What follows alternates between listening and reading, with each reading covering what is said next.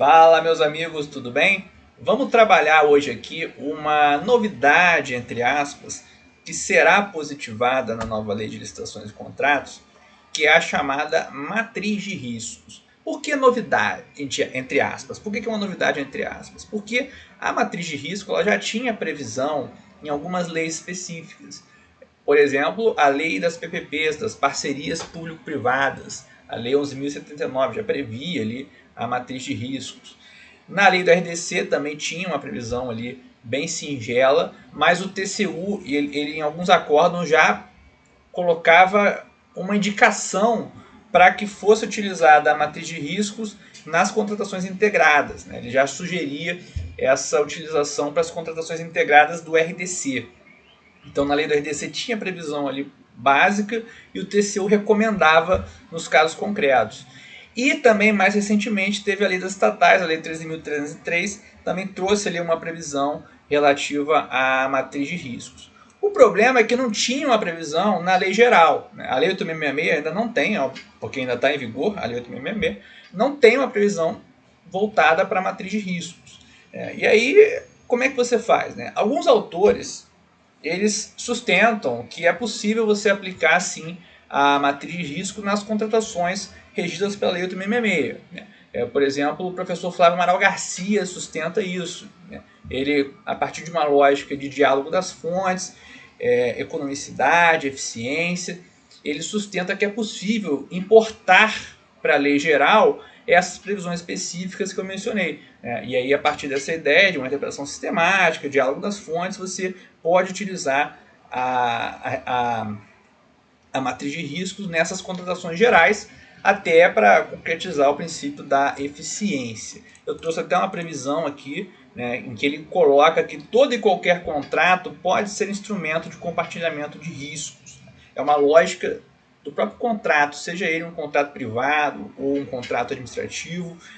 A lógica contratual ela já permite que as partes pactuem previamente uma repartição de riscos. Inclusive isso está previsto no Código Civil também, lá para os contratos privados. Portanto, o Flávio Amaral defende ainda, porque a lei está em vigor, a aplicação da matriz de riscos para as contratações regidas pela Lei 8.666. Então, feita essa breve introdução, acaba que essa discussão perde um pouco o sentido agora com a nova lei, porque a nova lei ela vai positivar de um modo geral a matriz de riscos. Então qualquer contratação agora vai poder utilizar a matriz de riscos. Portanto, essa discussão acaba perdendo um pouco o seu sentido. E aí eu quero destacar agora 3 previsões para vocês.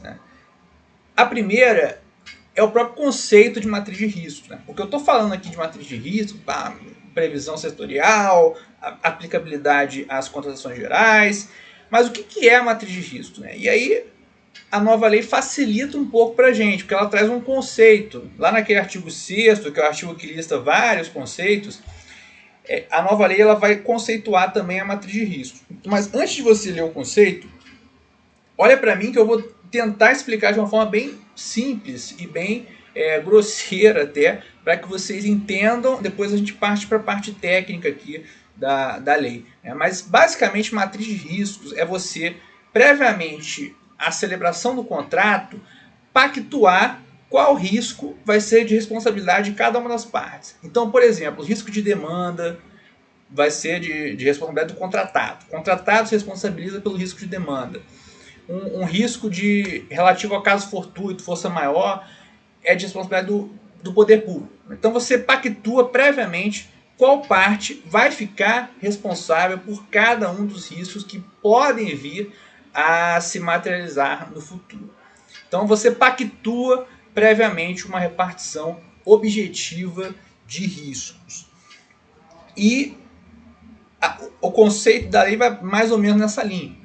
Matriz de risco é uma cláusula contratual definidora de riscos e de responsabilidades entre as partes e caracterizadora do equilíbrio econômico-financeiro inicial do contrato, em termos de ônus financeiro decorrente de eventos supervenientes à contratação, contendo no mínimo as seguintes informações. Ele vai listar ali alguns elementos mínimos da matriz de risco. Mas basicamente é isso. É você pactuar previamente qual parte vai ficar responsável por cada um daqueles riscos que podem ocorrer futuramente. Essa é a chamada repartição objetiva de riscos. E aí a lógica econômica é que você aloque o risco à parte que tenha melhor condições de gerenciar aquele risco. Porque quando aquele risco vier a acontecer, aquela parte vai ter melhores condições de mitigar os efeitos da materialização daquele evento. Então, você vai tentar, na matriz, alocar o risco à parte que tem melhor condições de gerenciá-lo. É essa basicamente a ideia. E vejam que a nova lei ela vai positivar a matriz de risco para as contratações em geral.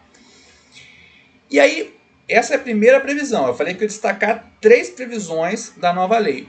A primeira é essa, é o próprio conceito da matriz de riscos. A segunda previsão é o artigo 22, que traz uma cláusula genérica para que o edital possa prever a matriz de riscos. Então vejam que aqui é uma cláusula de facultatividade, né?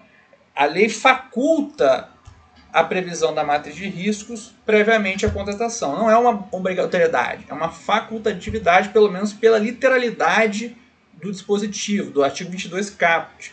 Claro que a doutrina vai discutir, vai questionar isso, vai falar que existe um poder-dever, até pela lógica da economicidade e eficiência, mas pelo menos aqui, pela literalidade do dispositivo, do caput, há uma facultatividade. A administração pública pode ou não estabelecer uma matriz de riscos. E a terceira previsão, para a gente poder fechar, é justamente a hipótese em que a matriz é obrigatória. No caput, vejam que ela é facultativa para as contratações de um modo geral. Mas em determinadas contratações, a matriz será obrigatória. E quais são essas contratações? Primeiramente, as obras e serviços de grande vulto.